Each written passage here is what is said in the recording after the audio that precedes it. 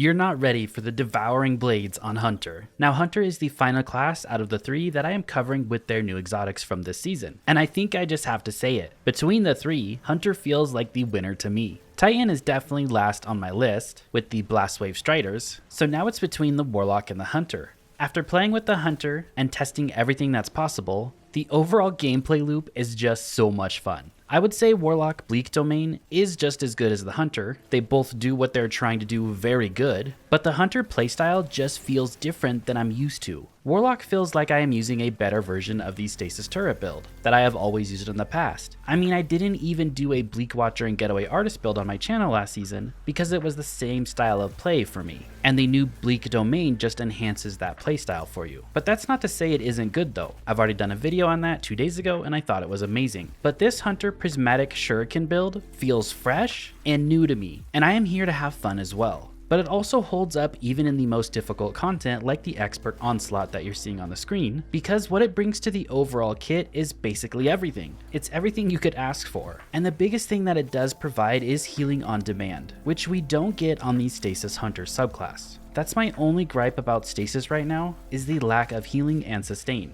Now you might not think it's as big of a deal, but when you're pushing into the expert Onslaught, and you're roughly anywhere from 30 to 60 power level under, that is where stacking damage reduction and adding in a source of healing really comes into play. Just like Grandmasters, where I do all my Grandmaster builds, it's the same thing when you stack 2 or 3 sources of damage reduction and add that healing on top of it that makes a build be able to stand toe to toe in those activities. So with the Hunter, we start with the super, and that is none other than Tether. Now you all know how great Tether is, and in Onslaught, it's even better, right? With those hordes of enemies coming in. Now when you do shoot off that Tether and tether a group of enemies, they all become weakened, and this is a 30% debuff, a lot stronger than the normal 15% one, and it also suppresses them, but that weakening debuff is going to come into play big time. For the grenade, we choose Magnetic Grenade. This is the one that attaches to targets and explodes twice. Now it's not the strongest grenade, but it is a void grenade, and we pair that with Facet of Dominance. So it allows those void grenades to weaken targets. And since Magnetic Grenade actually does have a pretty big AoE on its second explosion,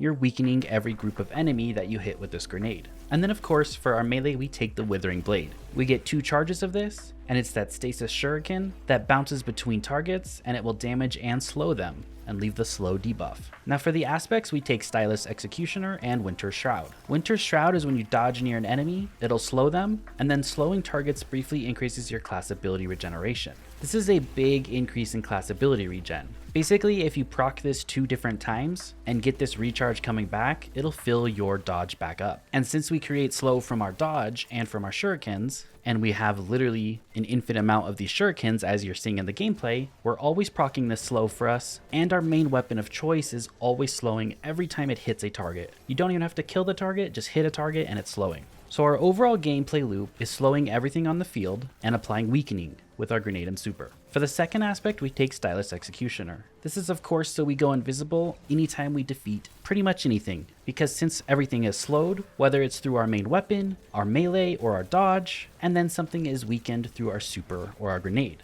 No matter what we kill, we're going invisible. This just adds to that survivability and helps greatly in Onslaught. Now we also take Facet of Ruin, so it increases that Stasis Shatter and Burst. This is great for our Shurikens that we have unlimited of, and this also plays into our Transcendence Grenade that slows and freezes a target as well, with that Hell's Fire Spike. And then the second part of this is the Solar Ignitions are bigger, which again plays into the Hellfire Spike. Now I don't know if you guys have used Prismatic on the Hunter since this update, but it is a lot easier to land these Hellfire Spike grenades on enemies now. They got a buff in their tracking and how they stick to enemies, and it is so much easier to hit what you're aiming at. So make sure to give those a try. We take Facet of Purpose, so when we pick up an Orb of Power, we get a Void Overshield. Again, the Void Overshield's got a nice buff this season, and I've seen some mixed numbers going around, especially on the comments on my last Titan video, but Bungie increased Void Overshield PvE damage resistance from 50% to 70%. So it got a 20% damage resistance. To put that in perspective, the closest thing would be Woven Mail at 45%. But technically, your Guardian has like 200 health, and it used to only be 90 HP that would come with the 50% Void Overshield. So essentially, it wasn't technically covering all your health, right? Like Woven Mail is its own separate thing on top. Bungie also increases the maximum effective HP from 90 to 150 with the 70% damage resistance from that Void Overshield. Basically what I'm getting at is if you haven't tried Void Overshields, try them. They are way better than they once were. We take Facet of Protection for another layer of damage reduction, and then Facet of Hope. While you have an elemental buff, your class ability regenerates more quickly. Now for the weapon of choice, I'm pairing it with the new Stasis Grenade Launcher this season again, because it can come with Rhyme Stealer and Chill Clip. So Chill Clip will apply that 50 slow stack on hit in PvE, and every shot does this on any enemy. So as long as you shoot this off and kill an enemy, you're going invisible. Great for a hunter, right? But then we have Rhyme Stealer as well. Destroying a stasis crystal or defeating a frozen targets will give us frost armor ×2 when you enhance this trait. And as you can see from the gameplay, we are destroying so many crystals and defeating so many frozen targets that we get ×5 frost armor running all the time. This is probably my new favorite weapon so far this season. Now for the exotic of choice, that is the new one, Mask of Fealty. This is a little bit bugged right now. The perk on it is Null Factor. Withering Blades hits and bounces create a small stasis crystal and refund a portion of melee energy. Now the cool part about this is when you throw one shuriken, normally it would only slow an enemy and then bounce between enemies and slow them, correct? But now when it hits and bounces, it creates a small stasis crystal and refunds a portion of melee energy. So it can create 2 or 3 small stasis crystals depending on if it bounces through enough enemies. And when those stasis crystals are created, they're created right under the enemy. So that means it is a instant freeze on whatever you hit with this shuriken. So instead of just a slow, it still does that, right? It applies it slow, but it's going to freeze instantly because it creates that crystal. And then it refunds a portion of melee energy. This is roughly like 30-35% of your melee energy. And then using Withering Blade to shatter crystals or frozen targets releases a spread of Withering Blades. This shoots out in a fan around them and hits enemies. And again, this gives us that melee recharge. And it can create more crystals for us. Now this is technically bugged right now and it doesn't work on frozen targets, I believe, but it does work when you shatter the crystal with your melee. So technically this will be even better when it does work properly, because I did find myself aiming at a frozen target more than the crystal. And I have to break that habit and know that I can aim at that crystal and create all those Withering Blade spread when I break that crystal with my melee. So the gameplay loop is very simple. Lead with your super in Onslaught or your grenade, either one of those in a group of enemies. You're going to get your super back a ton, so make sure you just use that tether when you have it.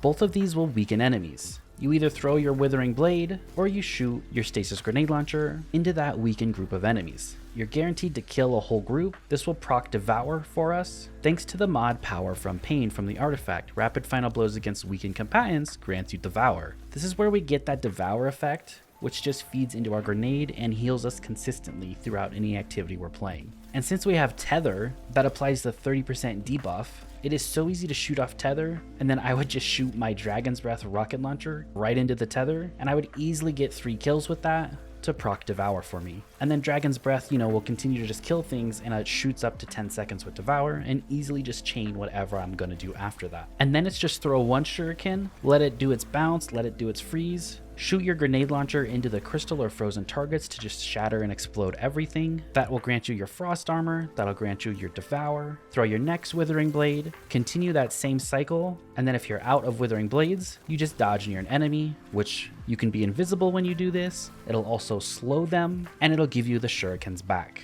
And you can just keep chaining it.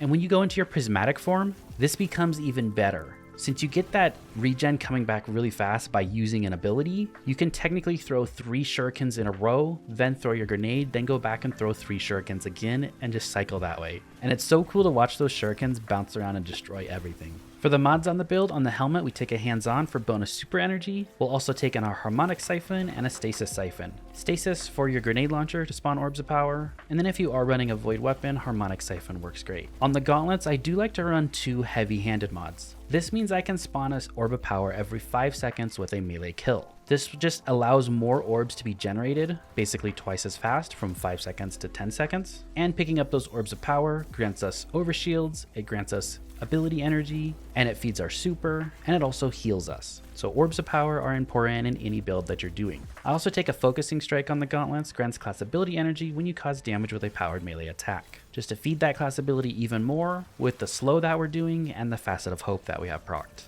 On the chest, this is just your damage resistance, so match whatever activity you're doing. In Onslaught, I like to take one of each, an Arc, a Void, and a Solar. On your boots, you're going to take Invigoration. This reduces your melee cooldown each time you pick up an Orb of Power. Recuperation, replenish health each time you pick up an Orb of Power. And Absolution, reduce all ability cooldowns each time you pick up an Orb of Power. This just allows us to heal and feed abilities for us. On the class item, we take a Bomber.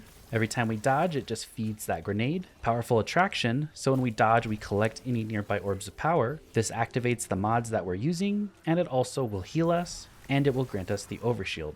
And then I like to take a Reaper as the last one. Every 10 seconds, you'll spawn an extra orb of power with your weapon, because you're probably dodging every 10 seconds or so. So a ton of ways to create orbs of power, which to get those Void Overshields rolling, just really helps out. For stats on the build, aim for 100 resilience, my next stat would be 100 mobility for my dodge, and my third would be discipline. And then for the artifact mods, of course, Power from Pain like I already went over. You could take Raid Impacts and one with Frost, both just increases your reload on that grenade launcher. And then I only had 2 others unlocked so far, which was Armor of Aramis and Hail the Storm. Both of them just play into Stasis a little bit more, but that's all I had, nothing even in the last column yet. I hope you guys enjoyed this video, I hope you found it helpful, and I'll see you guys all in the next one. Have a great rest of your day, and thank you so much for watching. I really appreciate it.